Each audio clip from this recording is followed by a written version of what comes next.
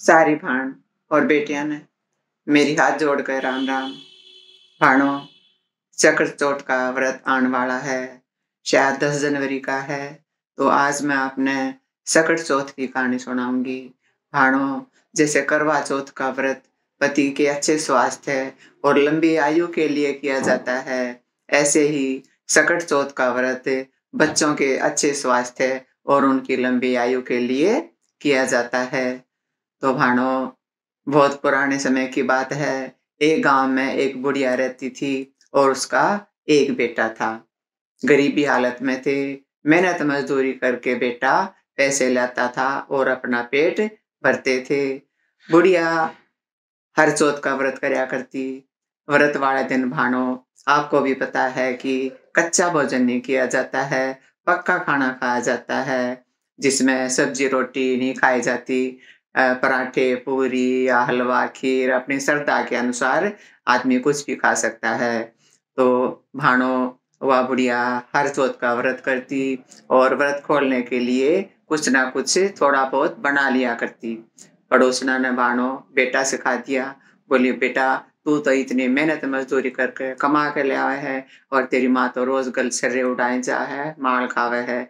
लड़का बोला कि ना, ऐसे तो मैं नहीं मान सकता, मेरी माँ तो इसी नहीं है। बोली, बेटा इसी है, हम तेने दिखा देंगे।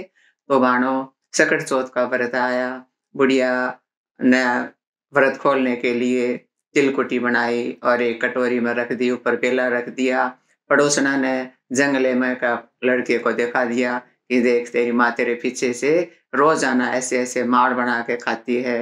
लड़का बहुत नाराज हुआ और बोला कि माँ, ये तो बहुत गलत बात है। मैं कितनी मुश्किल से जो है कमा के ले आऊं सू, और माँ तू तो ऐसे माड़ बना बना के खाती रहे है। माँ बोली, रे बेटा, मैं खाने पीने के लिए नहीं करती हूँ। मैं तो केवल तेरे लिए ही व्रत करती हूँ कि मेरे बच्चे के ऊपर कोई संकट ना आए और उसकी लंबी उम्र हो। लेकिन भाणो, लड़का नहीं माना और बोला, मैं तो घर छोड़ कर जाऊंगा। लड़का घर छोड़ कर जाने लग गया भाणो। तो माँ ने कही कि बेटा, अगर तू नहीं मानता तो मैं ये पूजा के तिल हैं थोड़े से बचे हुए, तो ये तिल ले जा। लड़का चद्दर ओढ़ रहा था। बोली, बेटा इस चद्दर के पल्ले में ये तिल बांध ले और कहीं भी तेरे ऊपर कोई भी संकट आवे तो चारों तरफ ये तिल पूर के बैठ जाइए, तेरा संकट कट जाएगा। अगर तेरा संकट कट जा तो न्यू सोचिए कि मैं तेरे नाम के व्रत करूँ थी।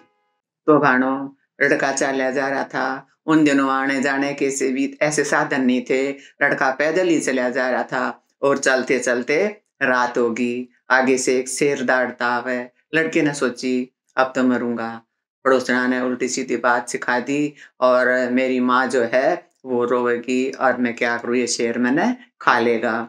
तो भाणो, उस लड़के के डरते हुए के अपनी माँ की बात याद आ गई और वो चारों तरफ तिल पूर के बैठ गया कि हे भगवान, जब मेरी माँ मेरे नाम के व्रत करती हो तो मेरा यो संकट कट जाइयो। तो भाणो, शेर जो है गऊ की तरह पास से निकल गया और बच्चा लड़का वहीं बैठा का बैठा रह गया। उसने हाथ जोड़े कि हे भगवान, तेरा लाख लाख शुक्रिया। लड़का फिर चल पड़ा भाणो। चलते चलते आगे से एक नदी में उफान आ रहा था। बहुत ज्यादा पानी बहा आ रहा था। लड़के ने सोची, ले उड़े तो बच गया था, अरे मरूंगा, इतना तेज बहाव है पानी का, डूब जाऊंगा। उसने फिर वो माँ की बात याद आ गई। चारों तरफ से वो तिलपुर के बैठ गया। नदी का आधा पानी इधर से आधा पानी इधर से निकल गया और नदी का उफान रुक गया। वो लड़का नदी पार करके एक गांव में चला गया। भाणो, जब वो लड़का गांव में के जान लग रहा था तो उसने देखा एक बुढ़िया बूढ़े तारे और रोवे। उसने देखकर लड़का डट गया। बोला, बूढ़ी माई, ये बात है, तेरे शादी भी और गमी भी, एक तो तू बूढ़े तारे और ऊपर तो तू रोवे, या की बात है। बुढ़िया बोली, बेटा इसी बात है। बोला, मन्ने बता। बोली, बेटा मेरा एक बेटा है और इस गांव में एक आवा है। वो आवा हर 6 महीने में पाके है। जब भी आवा पाके है तो एक आदमी की बलि लेवे है। बेटा आज मेरे बेटे का नंबर है, पूड़े तो मैं नहीं उतारू हूँ। आक अपने बेटे ने चालते हुए आखिरी बार पूड़े खिला के उसकी मन पसंद की चीज खुआ के भेज दूं। रो न्यू सू बेटा कि मेरे एक बेटा है और वो बेटा आज चला जाएगा। लड़का बोला कि बूढ़ी माई तो न्यू कर, पूड़े खुआ दे मैंने चका के और जब भी राजा के सिपाही तेरे बेटे ने लेना आवे तू मने उठा दिए, उसकी जगह मैं चला जाऊंगा। बुढ़िया बोली, बेटा बराना लाल मैं न्यू कुकर भेज दूं किसी के लाल ने। बोले, ना माँ, तू मेरी बात मान जा, तूने समझ ली, मेरी माँ है, मैं तेरा बेटा है सू। लड़का नहीं मान्या भाणो, बूढ़े खा के सो गया। रात ने राजा के सिपाही आए, बोले बुढ़िया माई लड़के ने भेज। तो भाणो बुढ़िया ने सोचे बराना लाल से कुकर ठाऊ इसने, के वह हंडी खुड़कावे, के बरोली खुड़कावे, के वह लोटा खुड़कावे। लड़के की आंख खुल गई। बोली, बोला बुढ़िया माई की बात है? बोली, बेटा वे बुलान आ रहे हैं राजा के सिपाही। बोले, कोई बात ना माई, मैं चला जाऊंगा। तो लड़का भाणो चला गया, आवे के बीच में बैठा दिया, चारों तरफ से मटके और ईंधन लगा दिया और उसमें आग सिलगा दी। 6 महीने में आवापा क्या करता भाणो, तीसरे दिन आवापा गया और वो आवे में के आवाज लगावे, कोई मैंने काट लो, कोई मैंने काट लो, कोई मैंने काट लो। तो भाणो आसपास लोगों ने सुनी। बोले, भाई आवा तो पक गया। आवा पक गया तो राजा के पास खबर गई कि महाराज आवा तो पक गया। बोले, भाई ऐसे कैसे पक गया? बोले, पता नहीं जी, अंदर से आवाज आ रही है, कोई मैंने काट लो, कोई मैंने काट लो। बोले, भाई निकालो, फिर मटके निकालो। सारे मटके निकाले, न्यू का न्यू बैठा पाया। जब वो बैठा था आवे में, तो वो चारों तरफ से फिर वो माँ के दिए हुए तिल पूर के बैठ गया था और बोले, हे भगवान, चाहे मेरी माँ मेरे नाम के व्रत करती हो तो मेरा संकट काट दियो यो भी। तो भाणो वो लड़का जिंदा निकल आया। राजा के पास खबर पहुंची कि आवे में जो लड़का बैठा था वो न्यू का न्यू जिंदा निकल आया। राजा ने लड़के को बुलाया, उसने पूछा कि भाई तू बता क्या कारण है, इस तरह से तू जिंदा आग में से कैसे निकला? लड़के ने राजा को सारी बात बताई। बोले, महाराज इस तरह से मेरी माँ व्रत करया करती, हम बहुत गरीब हालत में थे और पड़ोसना ने मेरे उल्टी सीधी बात सिखा कर मेरे कान भर दिए। मैं उनकी बातों में आ गया और मैं घर छोड़ के आ गया। लेकिन महाराज चलते हुए मेरी माँ ने मेरे ताई पूजा के तिल दिए थे। बोली, बेटा जे तेरे ऊपर कोई भी संकट आवे तो तू चारों तरफ से ये तिलपुर के बीच में बैठ जाइए। अगर तेरा संकट कट जा तो न्यू समझिए कि मैं तेरे नाम के व्रत करूं थी, नहीं तो न्यू समझिए कि मैं माल खाने के लिए करूं थी। भाणो यह बात सुनकर राजा बहुत खुश होया। राजा का एक लड़की थी।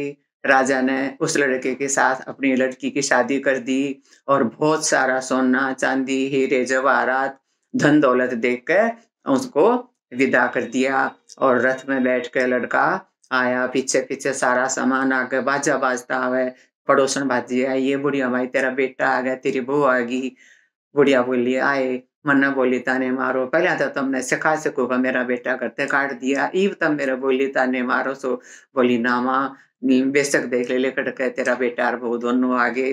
देखा तो बेटा रथ में बैठा है, बहू सची दची बस रथ में बैठी सर, दुनिया भर का धन दौलत घर भर गया। तो भाणो बुढ़िया बहुत घनी खुशी हुई। हे भगवान, जैसी बुढ़िया माई ने और उसके बेटे ने पहले आई, इसी किस्से ने मनाई हो और पाछे आई, इसी सुनते ने गिनते ने हुकारे भरते ने सब ने आइयो। एक गणेश भगवान की भी कथा सुनाते हैं। बाणों छोटी सी अकेली कहानी नहीं सुनाई जाती है, तो मैं आपको गणेश भगवान की भी साथ साथ सुना देती हूँ। एक मेंढक था, एक मेंढकी थी, दोनों जोड़ के पाल में रहा करते। मेंढ के सारे अन्यों करें जया करती, जय गणेश काटियो कलेश, जय गणेश काटियो कलेश। मेंढक न्यों करता, मेंढकी सारे अना के बराने पुरुष का नाम लिया करे कि ना महाराज, गणेश भगवान सबके संकट काटे हैं, आप भी गणेश भगवान ने रट्या करो। मेंढक बोलिया, मैं तो मर्द बच्चा हूँ, मेरे ऊपर कोई संकट नहीं आवे, लुगाई लुगाइया पे संकट आया करे, तो रट लिया कर अपने गणेश ने। तो भाणो एक दिन मेंढक जोड़ में फुदकता अंडे था, एक लुगाई आई, बासन में भर लाई पानी, पानी के साथ मेंढक भी उसमें आ गया। घर आकर नावड़ी में पानी गर्म करना धर दिया, नीचे आग जला दी, पानी गर्म होने लग गया। तो मेंढक बहुत परेशान होया, उसने सोची आज तो जान चली जाएगी, आज तो खतरे में जान है। सोचने लग गया कुछ कुछ, तो उसके वही मेंढकी की बात याद आई। मेंढकी की बात याद करके वो करने लग गया, जय गणेश काटियो कलेश, जय गणेश काटियो कलेश। भाणो गणेश भगवान बाछड़ा बन का आगे हंडी के नावड़ी के लात मारी, पानी किन गया, हाँ नावड़ी फूट गई और मेंढक दूर पड़ा। उछलता उछलता आवे, फुदकता फुदकता यूं करता आवे, जय गणेश काटियो कलेश, जय गणेश काटियो कलेश।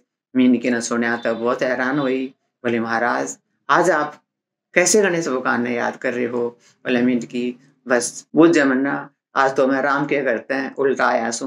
इसी तरह से मेरे साथ बन गई थी और इसी तरह से गणेश भगवान ने जो है मेरी रक्षा करी है। ई पाछे दोनों मिलकर रट्या करांगे। जय गणेश काटियो कलेश, जय गणेश काटियो कलेश। हे गणेश भगवान, जैसे मेंढक और मेंढकी के संकट काटे, इसी तरह से सुनते के, गिनते के, हुँकारे भरते के सबके संकट काटियो। बोलो सकल चौथ माता की जय, बोलो गणेश भगवान की जय।